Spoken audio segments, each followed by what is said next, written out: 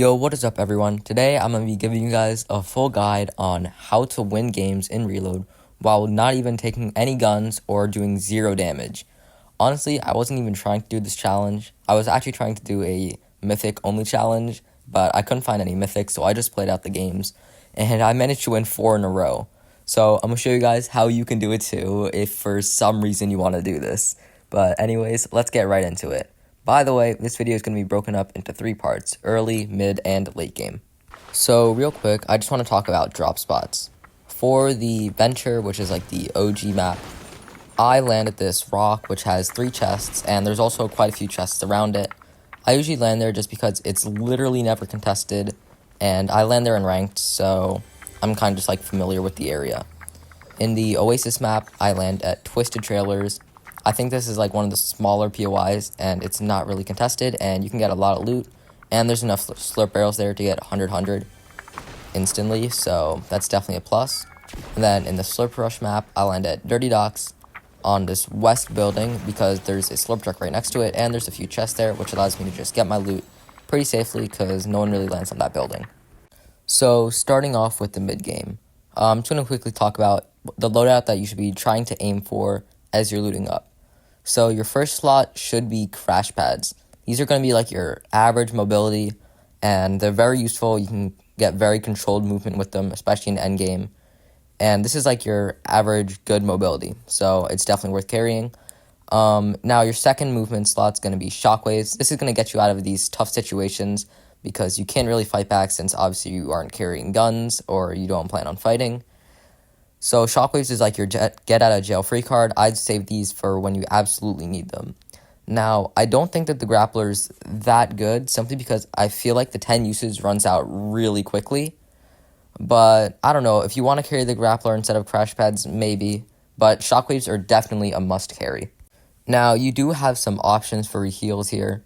I think that minis are definitely viable for like your shields, but you shouldn't really have to use them if you do the strategy correctly, which I'll talk about later. So for your 3 heals, I would suggest carrying a Chug Jug if you can find it. If not, then carry minis. And then medkits is going to be like your main source of heals for heal off, which again, I'll get to later. And finally, you should probably carry Chug Splashes because these are kind of like your quick healing, kind of like if you need to heal quickly, then Chug Jugs are your best bet. Those are very useful in endgame when, you know, you're in a high-intensity situation and you don't have time to pop a full medkit. So in the early game, what you want to do during the first and second zones is just kind of loot up for this optimal loadout. Again, if you can't find it all, then don't worry too much because there are ways to get it, supply drops, which I'll talk about later. So that's kind of it for the early game. This is kind of just like loot up. Try not to take too much zone here, you know. Try to stay fairly central. Don't stay on edge because obviously that's where everyone's going to be. And yeah, that's kind of it for the early game. It's fairly simple. Just stay alive. Don't get killed. You know, if you need to, use your movement, run away. But the real action starts in the mid game. And real quick, before I get into like depth about the mid game, I just want to say, make sure you don't die. This is like a core part of the strategy. Because when you get to end game and you have that 100 overshield, that's going to basically allow you to not use any heals. And obviously I'll get to endgame later, but I just wanted to mention that because it kind of applies to the mid and early game as well. So, in the mid game, starting third zone, that's when the supply drops appear. These are your best friends. First off, supply drops are always in the next zone. So, if you rotate to a supply drop, you're going to be in the next zone. Second off, they usually have mobility on them. So, if you need to replenish your mobility, this is your time. And third off, supply drops also have heal, so if you've used any heals, that's your chance to get more. And they also have a very high chance to drop Chug Jugs, which are, again, the best heals in the game, obviously. Supply drops are all around amazing. I try to focus on one that's close to the edge of zone on dead side. Dead side is basically like where there are less players, which is going to be like away from where the zone is pulling to. Those are usually pretty free, and they allow you to get really stacked, and they also give you like 200 metal each, so farming up cap mats isn't really necessary because you can get a lot of mats just from opening supply drops. I think in the wins that I got, I was opening like 5 a game. I was just rotating from supply drop to supply drop through the mid game, And yeah, it's really helpful because you can conserve your mass because you get back what you build from the supply drop. And it also allows me to stay stacked for endgame. Now, while it's starting to get close to endgame, I would suggest just using a crash pad or a shockwave just to rotate to the supply drop, because in the later zones, there's only going to be one, and it will always be in the next zone. So you can just box up on the supply drop in the later zones. You don't really have to waste too much mobility for it. And yeah, you want to try to go into endgame with at least like 3 crash pads and 3 shockwaves or something like that. If it's more or less, then it's fine. But you want to have mobility for endgame because you're going to rotate from box to box, and you don't want to be caught backside because you're just going to get sprayed out. Now, for endgames, there's kind of like some specific stuff that I do for each game. So I'm just going to show how the endgames went. I'm just going to say what I was doing because they kind of differentiate just a little bit in how I actually executed for the win. But anyways, let's start off with my win in the Oasis map. So starting off here, I see the last supply drop, so I'm instantly rotating over there because that's where the next zone is going to pull. And after that, I'm kind of just sitting in the box waiting for the zone to pull because, you know, there's no point in looking at your box when you can't even shoot the people that if you see anyone. So my loadout this game was the Chug Jug and the Slurp Juice. That was like my main healing items because I managed to find a Slurp Juice. And then the Bigs are just in case I actually do take damage. I just want to make sure I stay at 100 shield, and the Bigs are going to help me do that. So after a while of just like chilling in my box, zone starts pulling and I need to make crash pad rotation. So I see people shooting in front of me. I'm like, okay, this is my chance. I can quickly go front side. Notice how I'm building exclusively in metal here so I don't get sprayed at, because there's not really too much I can do if I get focused by the lobby. So I'm just burning through all of my metal here, and I still have 5 crash pads and 2 shockwaves for the end game, which is very good. And I'm kind of just scouting around me. I see a guy behind me, but obviously there's nothing I can do. I thought about crash padding him into Storm, but it didn't really work. I would not suggest doing that. And he ends up hitting the crash pad, which was really funny. But yeah, it pulls back to me, so I'm kind of just chilling in my box, honestly. Like, I'm not going to look at anyone because I can't shoot them, and that's just going to weaken my walls. So try to keep your walls like as healed up as you can so that it minimizes your chances of being sprayed at. And at this point, it's already a 1v1, and I still have so many mats, so this is when I decide to make the play. I'm going to go front side, I'm going to go for height.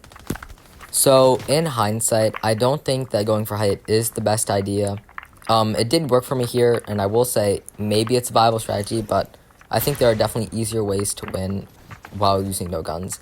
Because while going for height, I used all my metal, and I didn't even really secure it, and I kept on trying to hit this guy out in Storm, which I do not recommend now. It's way too difficult. And I just ended up using all my mobility here, and there was still quite a few zones left to go. So now with like no metal and no mobility, it was going to be a lot harder to win. So this guy was literally in my box at this point. I don't know how he didn't kill me. I also noticed he had the exotic blink mag, which was low-key kind of cool. So I'm just kind of like popping a big here. You know, I got plenty of shields to waste. And this guy absolutely shreds me, I'm going to be honest. So I had to pop my slurp as well. Now at this point, I mean, I just have my Chug Jug left for white heals, and I want to save that for as long as I can. But thankfully, it is the final zone, so I just have to hold on for a little bit longer, and I still have 500 wood. So yeah, I'm kind of just like chilling, playing height, trying to prevent this kid from getting above me. And I think the secret to playing height is literally just covering every single angle. Like, just spam cones over the entire zone if it's this small. Like, that's literally what I did. I would see where he was coming up from, and then I would just block him off the second he was about to get up. And yeah, once the zone starts getting small, you know, there's not too much he can do to get above me, and I have a full Chug Jug. So I'm kind of just chilling in terms of heals. I do see a refresh just down in the tree, so I just grab it. And yeah, now the zone's like small enough where I can just spam floors and cones and just try to make sure this kid doesn't chop me out. I just drop all my guns just to be safe because, you know, instincts. But yeah, I'm just kind of chilling, playing height, and then eventually when the zone gets small enough, I'm just going to go into zone with my Chug Jug and secure my free win. Please, bro.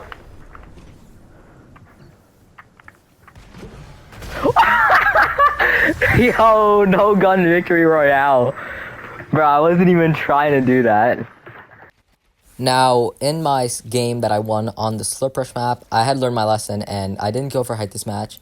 But if you look at my mobility, I did not have a lot left. I only had 2 shockwaves and 2 crash pads. And just to top it all off, I had no spare blue shield, so If I got hit, there would really be no way to replace them other than using my Chug Jug, which I'm usually hesitant to do.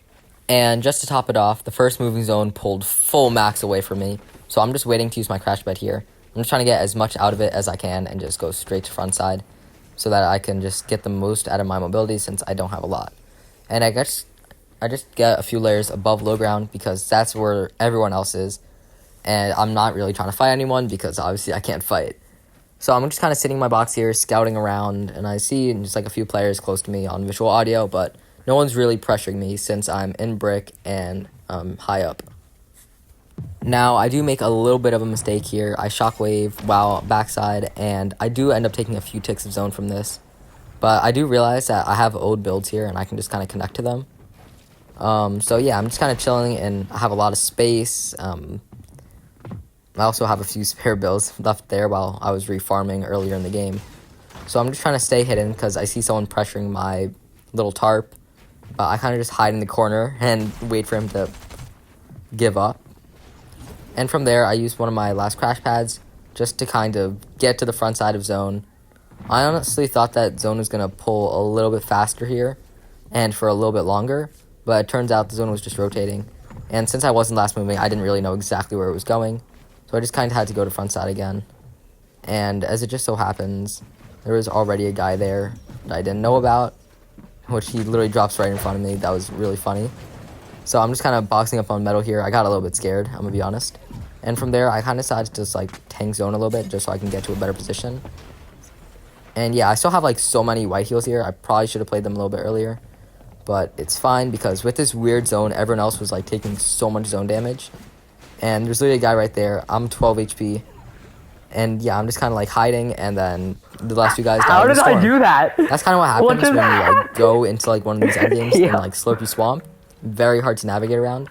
And I just managed to be the last person standing, so I guess I just got a little lucky there.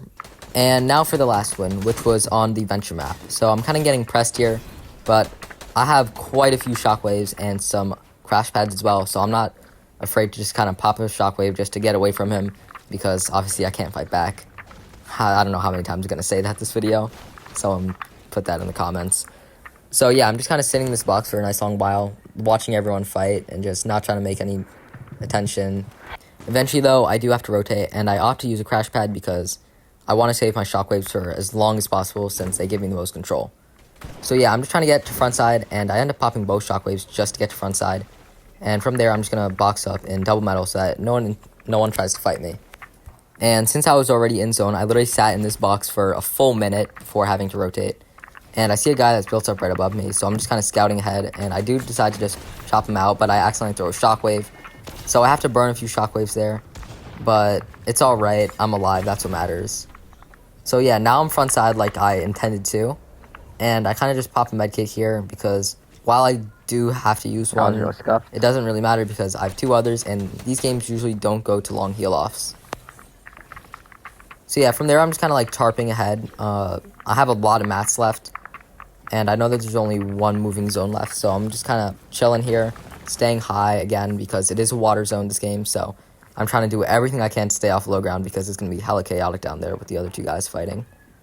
So yeah, I'm just trying to stay in crouch, making sure I get to top 2, and since I still have 2 medkits and 6 chugs, I know that I will definitely be winning this heal-off. And from there it's final zone, and I kind of just check my map for a second just to see where it's pulling, because if you don't know where the last zone is pulling, then it's really hard to play. So yeah, I do end up trying to go for height again there, which in hindsight, I should have known that there was a guy already up there. But it's fine because I'm just kind of chilling on low ground now. So yeah, I see this guy on my wall, so I'm just trying to make as much space as I can. And also just trying to stay a little bit elevated. I don't end up doing it, but it's fine. At this point, I'm kind of panic building just a little bit.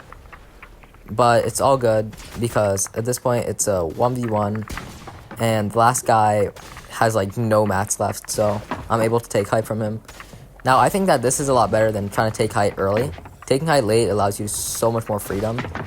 And that's what allows me to get the win because as soon as I see this guy shockwaving up, and as soon as I run out of mats, I just pop my shockwave and I am gone.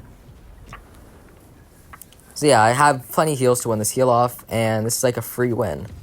So In summary, during the end games, you want to take height late, save your shockwaves for as long as possible, and try to stay off the low ground.